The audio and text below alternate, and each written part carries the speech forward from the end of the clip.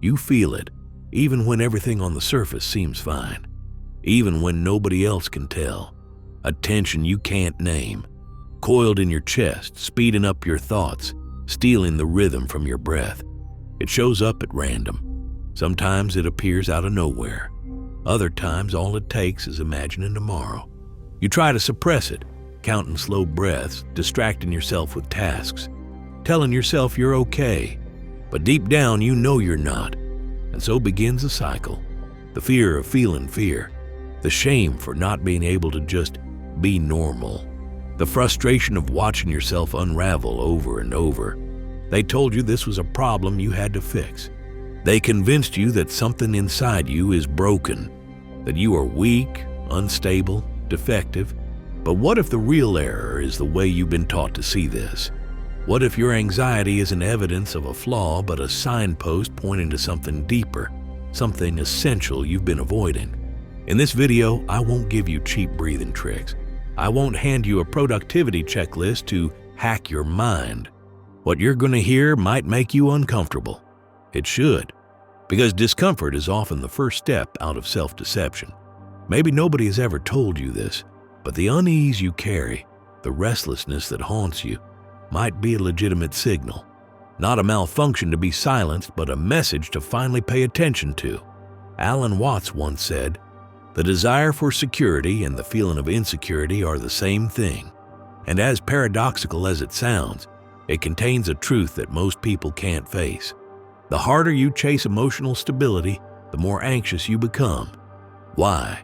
Because anxiety is born precisely from the refusal to accept that life is unpredictable, impermanent, uncontrollable.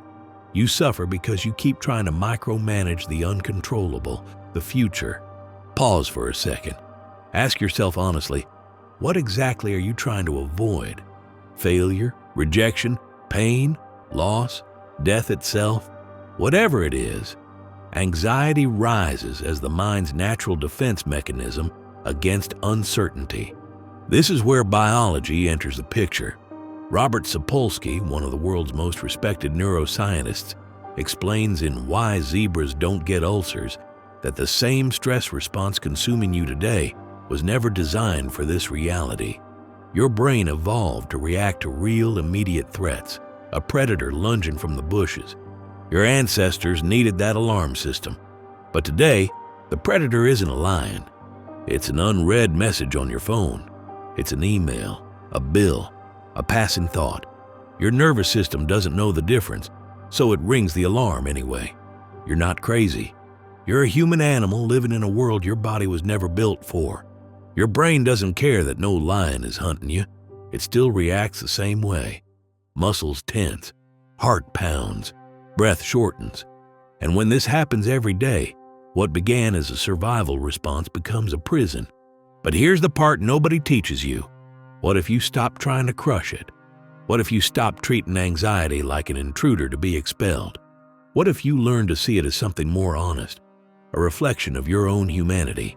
This video is for you if you're exhausted by the fight. For you if you've tried therapy, medication, meditation, distraction, and still feel the emptiness gnawing at you when the room goes quiet. Today, we're going deeper. We're going to look at anxiety as you've never seen it before, as a mirror, a symptom, and potentially a teacher. From this vantage point, everything can change. Not because you'll find easy answers here, but because sometimes clarity is worth more than relief. Ask yourself, are you ready to confront yourself without excuses?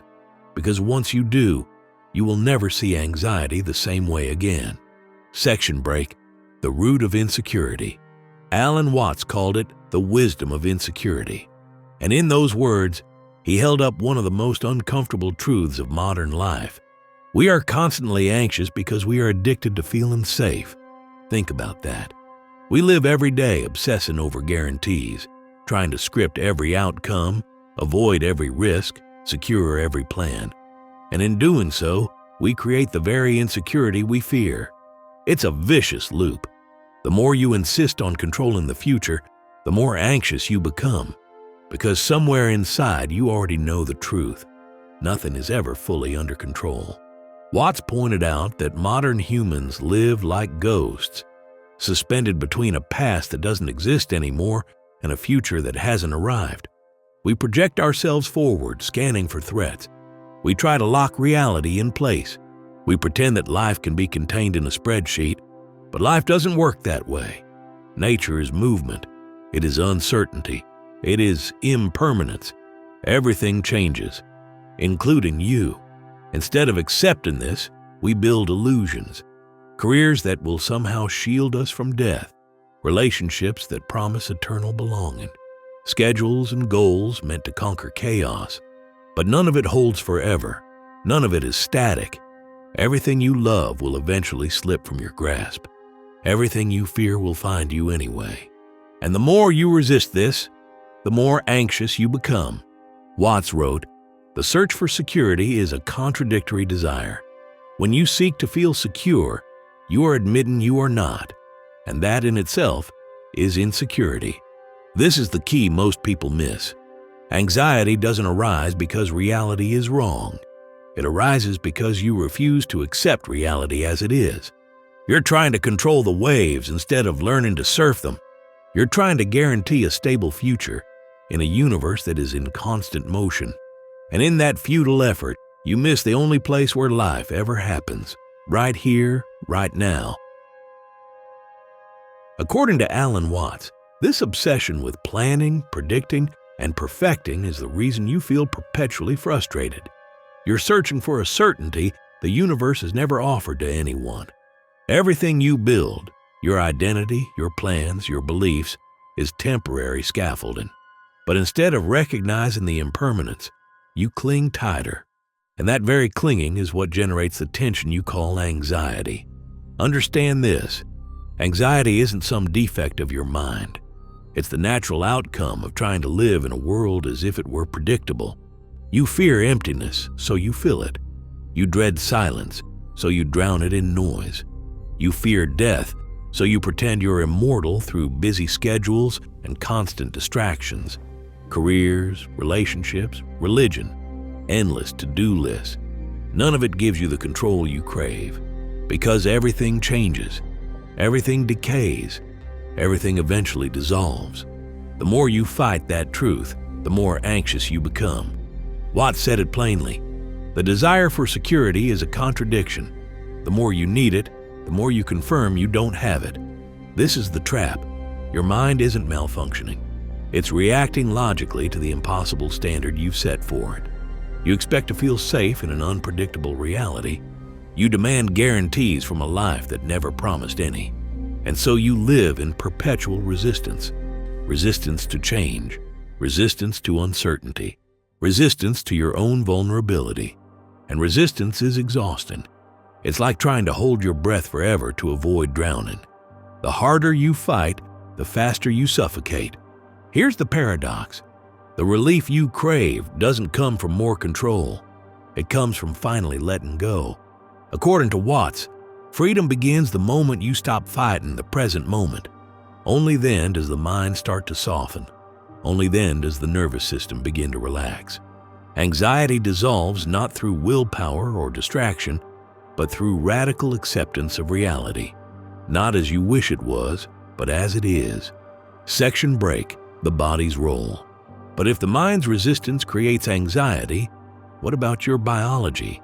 What if your nervous system itself is wired to overreact? Not because you're weak, but because you're human? This is where Robert Sapolsky enters the conversation.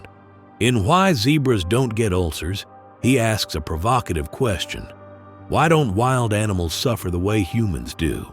Why does a zebra in the savannah never get an ulcer, while you can't fall asleep because of an email you haven't answered? The answer is brutally simple.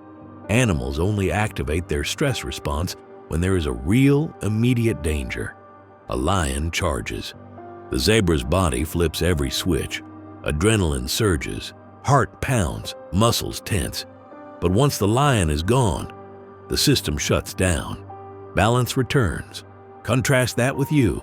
You're lying in bed thinking about next week's meeting, a conversation that went wrong, or the possibility of failure. Your body doesn't know it's just a thought. so it reacts exactly as if the predator were real. Heart racing, breath shallow, sweat beading on your skin, insomnia. And this doesn't happen once. It happens every night, every week, for years. Your nervous system is stuck in overdrive, never getting the message that the threat has passed. Sapolsky showed that our sophisticated stress system was built for immediate physical problems, but now it's hijacked by abstractions, social expectations, emotional wounds, existential fears. So what was meant to protect you becomes the very thing that destroys your peace. Your digestion fails, your immune system weakens, your hormones swing out of balance, your body starts to decay under the weight of constant stress. And worst of all, you blame yourself for it. You call it weakness. You call it laziness. You call it a character flaw. But it isn't. It's biology doing its job in an environment it wasn't designed to handle. Section break, the trap of anticipation. Here's what makes this even more tragic. Your brain doesn't need an actual threat to trigger the stress cascade. The mere anticipation of a threat is enough. You can be safe in your home, healthy in your body. But if your mind starts imagining disaster, your body responds as if it's happening right now. That's why you feel attacked by thoughts that never materialize. You are a hunter-gatherer species living in a digital jungle of perpetual stimulation. Deadlines, notifications, 100 tiny uncertainties. Your nervous system doesn't know how to distinguish a real danger from a phantom. Sapolsky put it bluntly. Your brain evolved to issue only 2 commands: survive or die. And when those signals fire every day, they age your cells, weaken your cognition, and eat away at your vitality. This is the cruelest irony of all. The more you try to be functional in a dysfunctional environment, the sicker you become. And you're told it's your fault, that you should just think positive or be more disciplined. But nothing could be further from the truth, because the problem isn't your humanity. The problem is how you've been taught to treat it. Your biology was built to respond to clear, short-term threats. When danger passes, the body resets. But your modern life never stops inventing new dangers. A thought about losing your job, a memory of an argument, a headline about a distant tragedy. Your nervous system can't tell these apart from an actual attack. And this endless cycle of imagined threats keeps you locked in chronic anxiety. Robert Sapolsky called it an evolutionary mismatch. Your stress system was a brilliant adaptation for survival, until it collided with a society that rewards constant thinking and punishes rest. That's why you lie awake at 3 a.m., heart racing, with nothing real happening. And still, you blame yourself. You think you're broken. But what if anxiety is actually a sane response to an insane environment? Alan Watts believed anxiety is the mind's protest against a life lived unconsciously, a signal that you're trying to sustain an identity that isn't real. You want to look composed while feeling shattered inside. You pretend you're certain while your heart knows everything is uncertain.